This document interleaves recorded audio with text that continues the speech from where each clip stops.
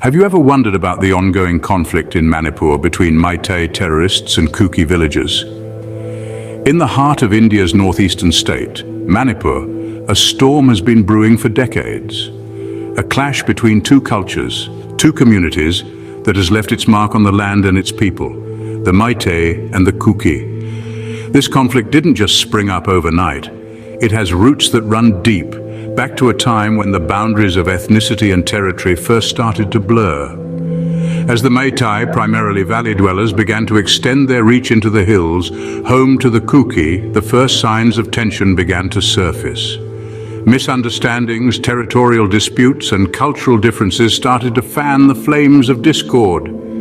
The situation took a turn for the worse in the latter part of the 20th century. The Meitei, feeling marginalized and threatened by the influx of non-locals and the perceived domination of Kukis in the hill areas, turned to militancy.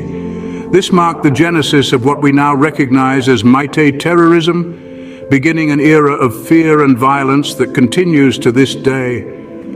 Key events have served as flashpoints in this escalating conflict.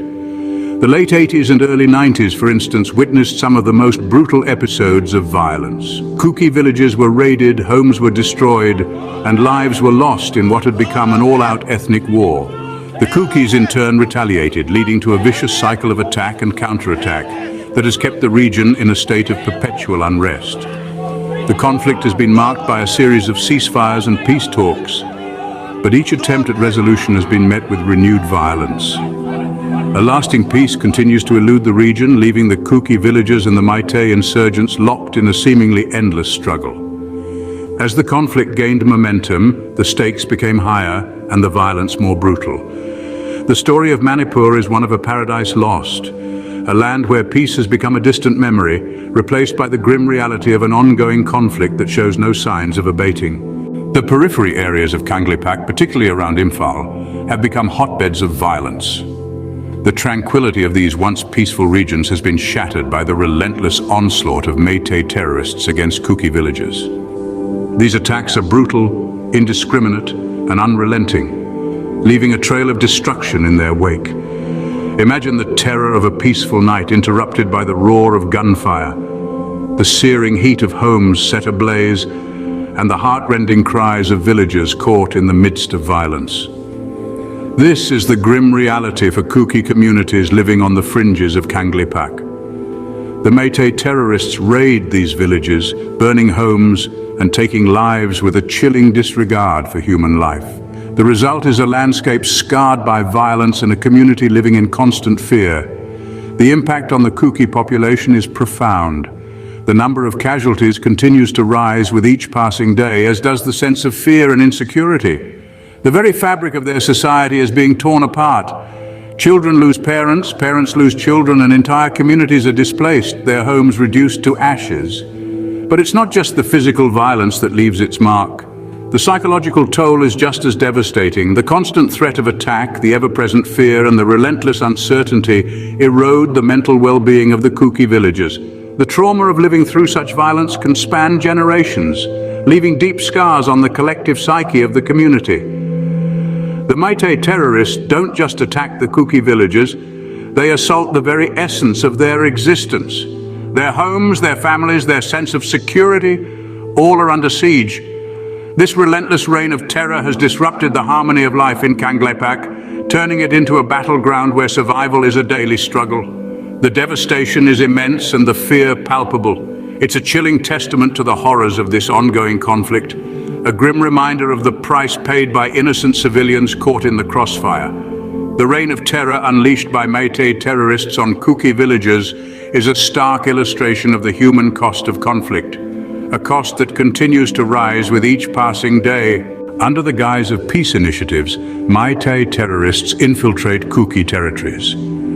This statement, while chilling, is a stark reality faced by Kuki communities in the troubled state of Manipur. The intrusions are meticulously planned and executed, often under the pretense of peace operations or election activities. But these so-called peace initiatives are anything but. They are cunning ploys designed to create unrest and seize control over Kuki-dominated regions. The Meitei insurgents' tactics are as ruthless as they are relentless. They seek to undermine the Kuki villagers using intimidation, coercion, and when necessary, outright violence. They exploit the villagers' fear and vulnerability, exerting their dominance and expanding their influence. The ultimate goal? To assert control over the Kuki territories. The consequences of these infiltrations are dire, to say the least. The once peaceful villages now live in the shadow of fear, their lives disrupted by the constant threat of violence. Families are torn apart, homes are destroyed, and entire communities are displaced. The social fabric of these Kuki villages is being irrevocably altered, with trust eroding and suspicion taking root. But the damage doesn't stop there. The intrusions also have a profound impact on the region's political dynamics. They exacerbate existing tensions between the Meitei and Kuki communities, fueling a cycle of violence that seems to have no end in sight. The power balance is disrupted, leading to political instability and making it even more challenging to broker peace. And then there's the psychological toll, the fear, the trauma, the sense of helplessness. These are scars that run deep, affecting not just the individuals directly involved in the conflict, but also future generations. It's a grim reminder of the human cost of this conflict, a cost that continues to mount with each passing day. In conclusion, the Meitei intrusions into Kuki areas are not just acts of aggression. They are strategic moves designed to establish dominance and control. They are a stark violation of the Kuki community's rights, their freedom, and their very way of life. These intrusions only serve to escalate the conflict further. The Meitei terrorists employ not only conventional weapons, but also sophisticated arms and equipment. This isn't a conflict fought with primitive tools, but a modern war, where advanced machinery is used to devastating effect. The Meitei insurgents are armed to the teeth, equipped with a variety of lethal weapons. This arsenal ranges from automatic rifles and grenades to rocket launchers and improvised explosive devices.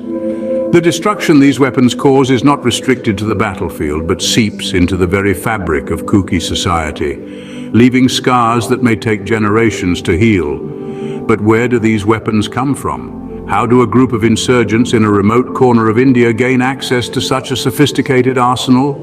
The answer is as complex as it is troubling. Many of these weapons are sourced from state forces, either through clandestine deals or outright theft. Others are smuggled across the porous borders from neighboring countries like Myanmar. The black market for arms is a lucrative one, and the Meitei terrorists are willing customers. The impact of these weapons on the conflict is profound. They not only escalate the level of violence, but also tip the balance of power in favor of the insurgents. The Kuki villagers, often armed with nothing more than traditional weapons, stand little chance against the firepower of their adversaries. The result is a conflict that is not only brutal, but also deeply unequal. Moreover, the use of such advanced weaponry complicates efforts to contain the conflict. Traditional peacekeeping methods often prove inadequate in the face of such firepower. The Indian government and international community are left grappling with a situation that is as volatile as it is complex. In conclusion, the weaponry used by the Meitei terrorists serves not only as a means of inflicting violence, but also as a symbol of the power and impunity with which they operate. The influx of advanced weaponry complicates efforts to contain the conflict. This is a war not just of bullets and bombs, but of fear and intimidation. And it is one that shows no signs of abating. The United National Liberation Front, or UNLF, plays a pivotal role in perpetuating the conflict. As one of the prominent militant groups operating in Manipur, they are instrumental in orchestrating the ongoing discord between the Meitei terrorists and Kuki villagers. Their strategies are multifold and complex, often involving ceasefires with the Indian Army, which in turn allows them to operate with impunity in Kuki territories. But the UNLF aren't the only ones. Other insurgent outfits armed with substantial financial resources also add fuel to the fire. The dynamics of the conflict are further complicated by these militant groups' collusion with external forces. This not only exacerbates tensions, but also prolongs the suffering of those caught in the crossfire. The result is a vicious circle of violence and retaliation, a cycle that seems to have no end in sight. The collusion between militant groups and external forces exacerbates tensions and prolongs the suffering. xoay là bốp thầy ấy là có thể mới ủ bên cà phê đó mà này nó là phải nè cà phê